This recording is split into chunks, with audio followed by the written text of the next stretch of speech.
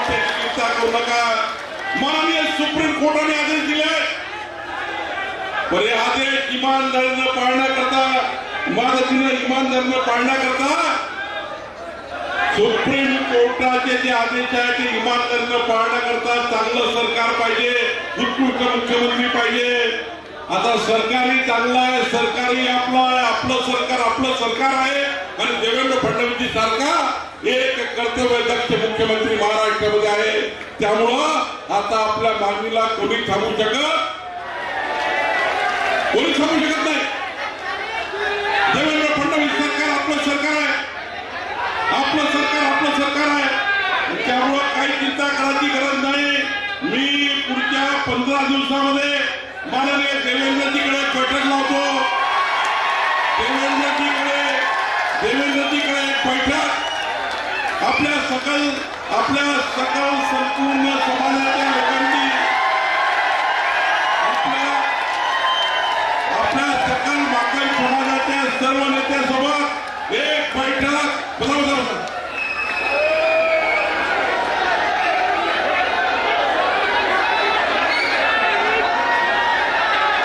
मला या ठिकाणी जे निवेदन प्राप्त झालं आहे, या ठिकाणी महत्वाचे जे मुद्दे आहेत, माननीय न्यायमूर्ती बदल समितीच्या राज्यातील जातीचा आराखडा तयार करणे, सुप्रीम कोर्टाच्या निकालाप्रमाणे निर्णय करणे, असे मला 7 विषयाचं निवेदन, जरा थोडं थांबा, शांतरा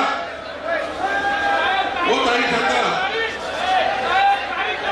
मी 15 दिवसाच्या आतमध्ये देवेंद्र फडणवीसजीकडे एक बैठक या 7 मुद्द्याची, मी वारंवार सांगतो आहे, या पद्धतीने नाही होणार। मी 15 दिवसाच्या आतमध्ये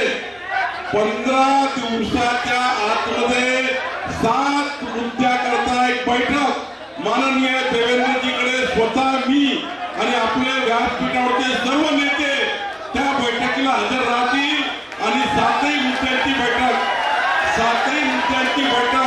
माननीय देवेंद्रजीकडे मी या ठिकाणी लावण्याचा शब्द आपल्याला देतो आहे। 15 दिवसाच्या